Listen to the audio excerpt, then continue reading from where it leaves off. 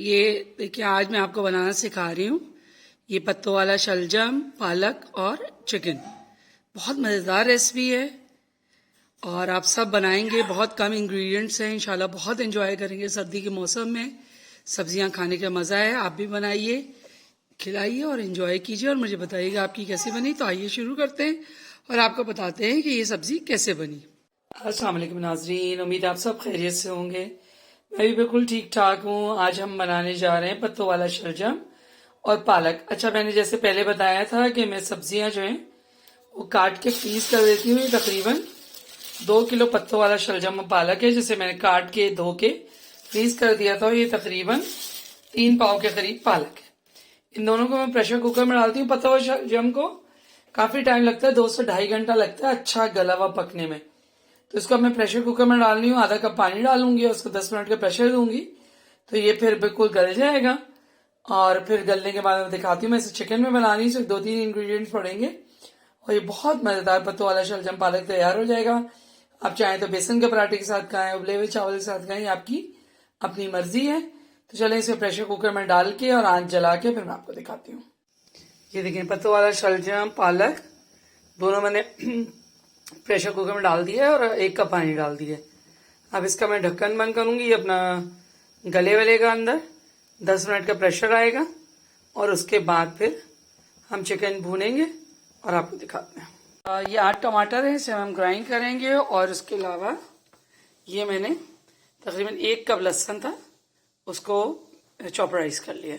ابھی وہاں کتنا ڈالنا ہے میں بتاتی ہوں. ابھی یہ میں گرائنڈر میں ڈال لی ہوں 8 ٹماٹر اور تھوڑے سے پانی کے ساتھ سے گرائنڈ کروں گی، پھر ہم چکن بھونتے ہیں. دیکھیے یہ سرسوں کا تیل نا کچا ہے، اس کو میں پکا کے نا جگ میں کر کے رکھ لیتی ہوں تو جب مجھے ضرورت ہوتی ہے تو میں اسے یوز کرتے رہتی ہوں. اب میں نے اس میں ½ کپ لیا ہے سرسوں کا تیل اور 1 بڑا چمچ اس کا بھر کے کٹا ہوا لہسن. اس میں کچھ بھی نہیں پڑے گا سوائے کٹے ہوئے لہسن کے.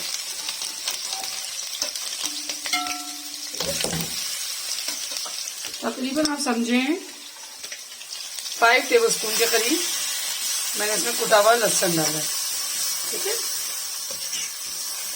اس کو ہم لائٹ سے گولڈن کریں گے. اس میں 4 مسالے ٹوٹل پڑتے ہیں: کٹا لہسن، ٹماٹر، لال کٹی مرچ، ہلدی، نمک. بس مسالے سوکھے مسالوں میں 3: کٹی مرچ، ہلدی، نمک.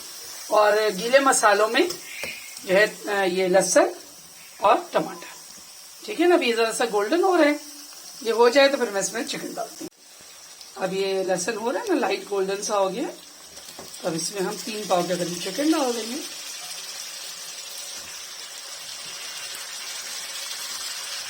اور اس کو اس کے ساتھ ہی 1 چمچ لال مرچ، 1 چمچ ہلدی اور 1 چمچ نمک. اب اس کو اچھی طرح بھونیں گے. 5 منٹ ہم نے چکن کو بھون لیا. اب اس میں ہم ٹماٹر ڈالیں گے. ٹماٹر ڈال کے کچھ دیر پکائیں گے فرائی کر کے پورا. یہ 8 ٹماٹر تھے جو میں نے آپ کو پیستے ہوئے دکھائے تھے، کیونکہ اس میں یہی ایک واحد مسالہ ہے جو کہ اس کو ٹیسٹ دے گا. پیاز بھی نہیں پڑ رہی اور بھی کچھ نہیں پڑ رہا. اب اس کو ٹماٹر کے ساتھ 5-7 منٹ پکائیں گے جب تک ٹماٹر کا پانی تھوڑا خشک نہیں ہو جاتا اور تیل اوپر نہیں آ جاتا. یہ دیکھیں ٹماٹر کا کافی حد تک پانی خشک ہو گیا ہے. میں آپ کو دکھاؤں. یہ رہا پتوں والا شلجم و پالک گلنے کے بعد. اب اس کو میں اس میں ڈالتی ہوں اور ساتھ ساتھ ہم بھونتے ہیں اور پھر دم پہ رکھیں گے تو چکن میں جو کسر رہ جائے گی وہ اس میں پوری ہو جائے گی.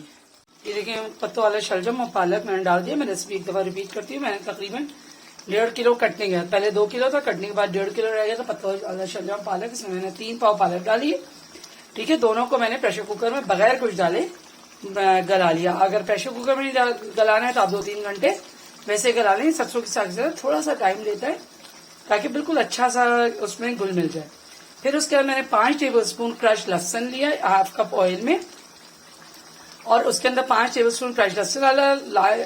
مطلب کٹا ہوا لہسن ہلکا سا گولڈن ہو گیا تو اس میں نے 3 پاؤ چکن ڈالی. اس کے بعد 1 ٹی اسپون کٹی لال مرچ، 1 ٹی اسپون ہلدی، 1 ٹی اسپون نمک ڈالا اور 8 ٹماٹر اس کو ہلکا سا بھون لیا. پھر اس کے بعد 8 ٹماٹر پیس کے ڈالے. تقریباً سمجھے آدھا کلو کے قریب ٹماٹر ڈالے میں نے اس میں، وہ پیس کے ڈالے. اس کا تھوڑا سا پانی خشک کیا. اب جب ٹماٹر کا پانی آدھا ہو گیا تو اب میں نے اس کے اندر یہ پتوں والا شلجم اور پالک ملا دیا ہے اور اب اس کو بھون کے بس اینڈ کر لیں گے اور یہ پتو والا شلجم پالک چکن کے ساتھ تیار ہے. تو ابھی یہ ذرا اچھی طرح بھون جائے تو پھر میں آپ کو اس کی شکل دکھاتی ہوں. دیکھیں جی بن کے بالکل تیار ہے. چکن کو میں نے بالکل مستقل تیز آنچ پہ پکایا, آج دھیمی نہیں کی ہے. تقریباً 15 منٹ لگے ہیں. یہ دیکھیں یہ تیل اب اوپر آ رہا ہے, اس کی بنائی تقریباً ہو چکی ہے. اور ہمارا پتو والا دیکھیں کس قدر خوش رنگ بنا ہے. اور یہ دیکھیں دوسری سائڈ میں جو میں نے سرسوں کا تیل بوائل کیا تھا, اب اس کو میں جگ میں بھر کے رکھ دوں گی. کوئی بھی سبزی بنانی ہو, کچھ بھی بنانا ہو, سکون سے یہ تیل استعمال کریں گے. تو یہ دیکھیں ہمارا بہترین سا چکن پالک گوشت بن کے تیار ہے. اور آپ بھی بنائیے, کھائیے, انجوائے کیجیے اور مجھے ضرور بتائیے گا. اگر آپ کو ریسیپی پسند آئی ہے تو میرے چینل کو لائک کیجیے, سبسکرائب کیجیے اور تھمز اپ ضرور دیے, ویو ضرور کیجیے گا, لوگوں کے ساتھ شیئر کیجیے اس کے. انشاءاللہ کسی اور ریسیپی کے ساتھ پھر ملیں گے. اللہ حافظ.